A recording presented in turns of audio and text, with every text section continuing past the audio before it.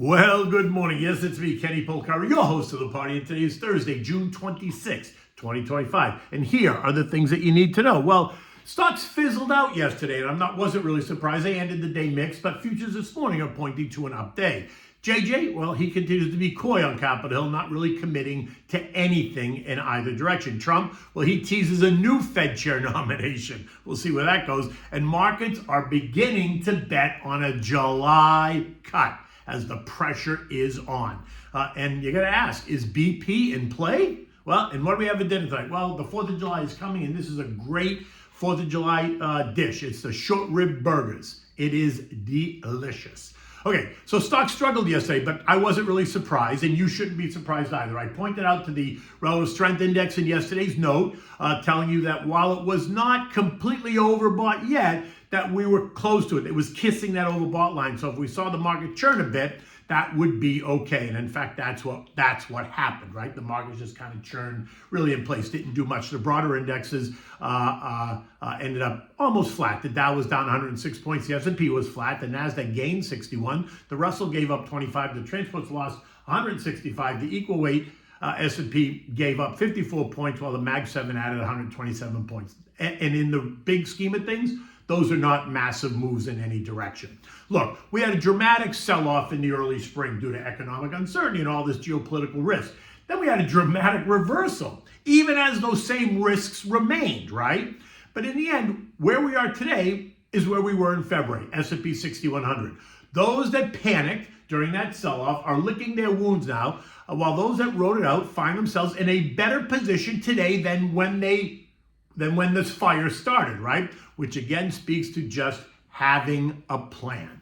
Only 2 of the 11 S&P sectors rose yesterday. Tech was up 0.8. You can thank NVIDIA for that. It was up 4.5%, closed at a new all-time high. And healthcare was up 0.1%. Small, but it was a win. The other 9 sectors ended lower. Real estate in the lead, down 2.5%. You can thank Zoran Mandami, right? New York City mayor's race for that. That's just a disaster. Utilities and consumer staples were next. They were down 1.3%. Consumer discretionary down 1.2%. Basic materials down 1%. Industrials down 0.9%. Energy down 0.4%. Financials down 0.3%. And communications down 0.1%. JJ, as discussed, went back to Capitol Hill and got grilled by senators. And as expected, nothing new came out of it. He continued to say that the Fed is struggling to assess the impact of tariffs on the economy and the consumer, while reiterating that the U.S. economy remains strong. Therefore, it's prudent to move slowly. Well, he's starting to get real pushback, and calls for a July rate cut are now the narrative. And while I didn't think it was going to happen, my gut now says that the pressure is on. Now, I don't agree with it, but I'm just telling you the pressure is on. The question now is, will he cut by 25 or 50 basis points? Currently, the market is pricing in a 20% chance of a 25% cut in July, with an 80% chance of a 25 basis point cut in September. But it's early. The next OFMC meeting is the end of July. So Nikki T of the Wall Street Journal and our friends at Goldman have 4 weeks to prepare the markets for a July cut. Who's interested on taking that bet? Now, let me tell you who is not moving slowly. Trump. He continues to challenge JJ, and yesterday announced that he has narrowed his choice of a new Fed chair down to 3 or 4 people.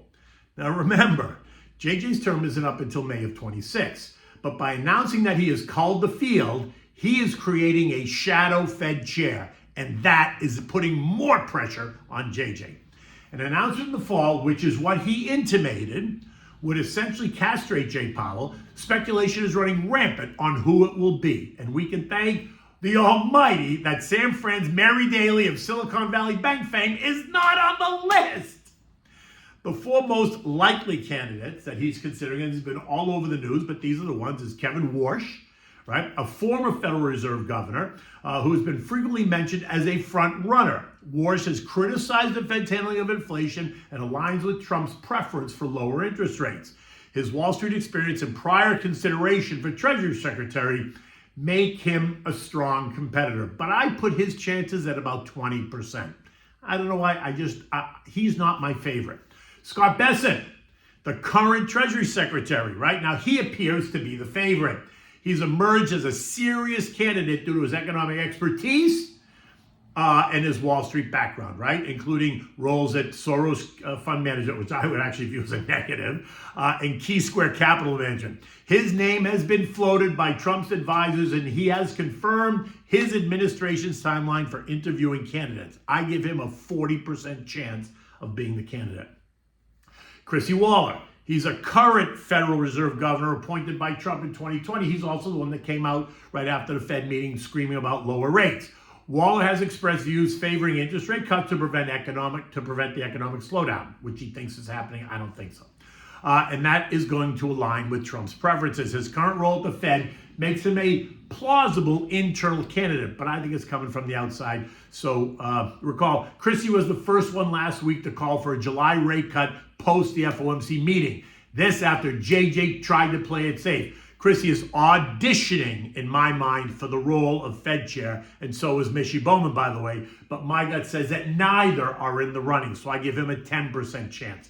Kevin Hassett, a White House economic advisor. You see him all over TV all the time. He's a former chair of the Council of Economic Advisors under Trump.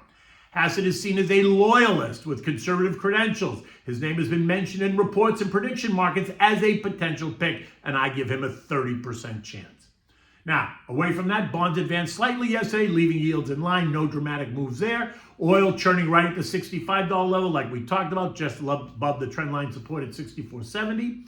Gold is trading up $11 at $3,354, hugging the trend line at $3,348. Something I said would not surprise me at all. Now, if we fail to hold that line, I think we see gold trade down at $32.90-ish. For now, I think the upside is limited, which doesn't mean anything other than I think the upside is limited. The VIX, which is the fear index, has settled back into the complacent zone, which makes sense based on what we've seen over the past week. The temperature in the Middle East has come way down. And the economic data in the U.S. remains mostly bullish, and the market is betting that the Fed is about to change course. A complacent VIX suggests further upside for stocks, and lower rates supports that as well. So stick to your plan, right? Although markets at its highs, don't get crazy, just stick to the plan. Economic data today includes retail inventories month over month down a 0.1%. Personal consumption supposedly up 1.2%. That's a strong number.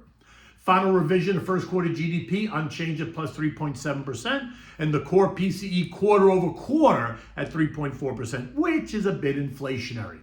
U.S. futures are up this morning. Dow was up 123, the S&P was up 21, the Nasdaq was up 108, and the Russell was up 6. Now the S&P RSI is at 65.107, remaining just below the overbought line at 70. So a push higher would not be a surprise. But all that means is don't go chasing stuff. Patience is a virtue. I suspect that we will see the S&P pull back just a bit over the next couple of weeks. I'm thinking 59.80-ish. European markets consolidated yesterday, and like U.S. futures this morning, markets across the zone are all higher. Germany up 0.7, UK was up 0.3, Italy was in last place, only up 0.1. Everyone else was kind of in between. European defense stocks are higher after NATO members agreed to spend more on defense. Yesterday, British petroleum shares surged by 10% after a story came out saying that Shell was actively courting them. This morning, though, Shell came out to say that they are not pursuing an offer for BP. Yet, BP is up $3.09 as the market suspects that they are in play. Now, potential bidders could include ExxonMobil, Chevron, Total, but another consideration could be the PE activist investor Elliott Management, who already owns 5% of BP and is pushing for a strategic overhaul. Think a breakup of the BP assets. In any event, where there's smoke, there's always fire. The S&P closed at 6,092. It was flat on the day. This morning, it looks like another risk-on day, although I think it fades just because it feels exhausted and the RSI is kissing overbought.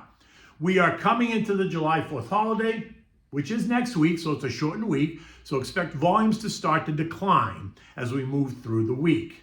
But remember, low volumes can actually lead to exaggerated and amplified moves in either direction. So again, just stick to the plan. Don't make an emotional decision. I believe the focus is going to continue to be on the big, beautiful bill and how these negotiations are going. The world is safer today than it was yesterday. Call me for a free, no obligation portfolio analysis. Happy to do it. 561-931-0190. Happy to do it. Okay, so what do we have for dinner? Well, this is for the 4th of July weekend. This is a crazy, delicious burger. They're short rib burgers, right? They are a bit of work to make, but if you have the time and you really want to impress your guests, you got to go for it. Now, you got to go back to my short rib recipe, which I'm going to give you in a minute. You're going to make a half a dozen ribs the night before. You're going to cool them. You're going to shred the meat off the bone. Then when you're ready to make the burgers, you're going to bring the shredded meat up to room temperature, and then you're going to mix the cooked meat with the ground chuck, right? You want to use real ground chuck, not lean hamburger meat because it tastes like cardboard. You want it to have some nice fat in it to give it some flavor. You want to season the meat then with salt and pepper and form the burgers, light the grill, let it get nice and hot, and then cook the burgers till medium rare. You're going to top it with sauteed onions and Monterey Jack to complete this burger. And while the burgers are cooking, you're going to butter your brioche buns and you're going to toast them either on the grill or in a frying pan because you want to get them nice and toasty. Then place a cooked burger on your bun with fresh lettuce and the sauteed onions, mayo, ketchup on the side is always outstanding. Okay, but to make the short ribs, the braised short ribs, here's what you're gonna do. You're gonna begin with 6 or 8 short ribs, right? Depending on how big they are. On the bone, you want them on the bone. Season them with salt and pepper, then brown them in a frying pan with a bit of olive oil, right? Make sure to brown them on all sides, being careful not to burn the meat. After you've browned them all, place them in a large, deep baking dish, putting them on their sides, right? Don't lay them flat, put them on their sides, right? Just line them up. Next, chop a large onion, two big white yellow Spanish onions are great, a bunch of celery stalks, a bag of carrots. You're gonna smash 4 or 5 cloves of garlic. You're gonna add it to the meat, making sure that you disperse the garlic all around. Next, add the chopped veggies right on top, uncooked, just right on top. Now go back to your frying pan that you used to brown the meat. Add 1 can of beef broth, 1 can of tomato paste, and 1/4 to 1/2 bottle of red wine, right? Depends on how many you're making, right? Mix it well, let the broth come to a boil, and then for a couple of minutes as it steams, the alcohol steams away in the wine. Then you're gonna take this, you're gonna pour it over the short ribs, you're gonna bathe them. You don't wanna cover them completely, just bathe them. Then cover it tightly, put them in the oven, really covered, really tight, in a preheated oven. It's like 350 degrees, and let them cook for 4 hours. Make sure that they're really tightly covered. After 4 hours or so, take them out. Just let them cool. The meat should fall off the bone, and then you should shred it. And then, like I said, take the shredded meat and just put it away until the next day when you're ready to use it, right? You really want to make them. You want to make the ribs the day before, and then use them the next day, and they'll sit kind of overnight. They get even better. In any event, it is a delicious burger to make for 4th of July, along with your hot dogs and your steak and your chicken and anything else you're going to make. This is a great dish. In any event, it's a beautiful day here in South Florida. The sun's going to come out today, maybe a splash of rain every once in a while because it is the summer in Florida. But until tomorrow, take good care.